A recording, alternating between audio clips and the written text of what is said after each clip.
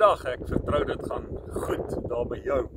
Nou, dis vakansietyd en ons kuier hier so in Gansbaai omgewing. En niks klop in hierdie vakansietyd soos 'n bosveldvuurtjie nie. Bosveldvuur wat ons maak en almal sit om die vuur. En ja, dan word die heerlikste stukkie vleis, 'n skaapchoppie, gebraai op hierdie vuur. Maar die volgende dag is dit net as. Daardie hout het as geword. En dit laat my so dink aan die spreekwoord wat sê, as is verbrande hout. En wanneer ons terugkyk oor 2025 is daar baie keer sekere besluite wat ons geneem het waarop ons nie trots is nie. En ons kan dalk redeneer, as ek dalk 'n beter besluit geneem het, as ek dit dalk anderster gedoen het, as ek dalk dit gedoen het, sou my gesondheid nie so swak gewees het nie. En dan kom ek terug na as is verbrande hout, want wanneer ons daardie as vat, is dit nutteloos. Daardie as kan net op die ashoop gegooi word. Weet jy, ek het vandag vir jou goeie nuus. Miskien kyk jy oor jou lewe en jy kyk terug oor die jaar wat verby is en daar is baie asse.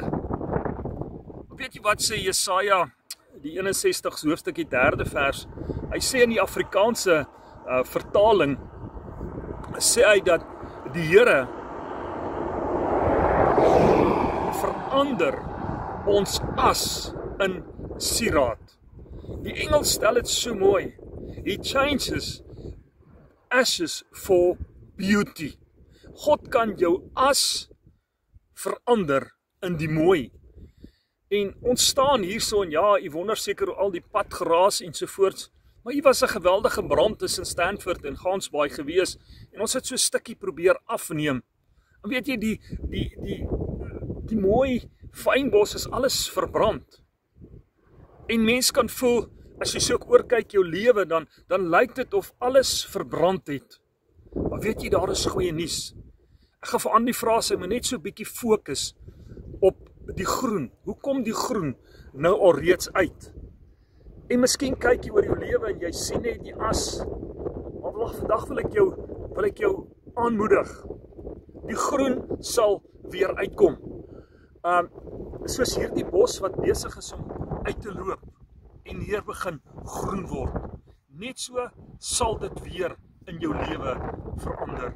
Daardie as, miskien is dit vir jou nutteloos. God kan daardie as verander weer in 'n sieraad.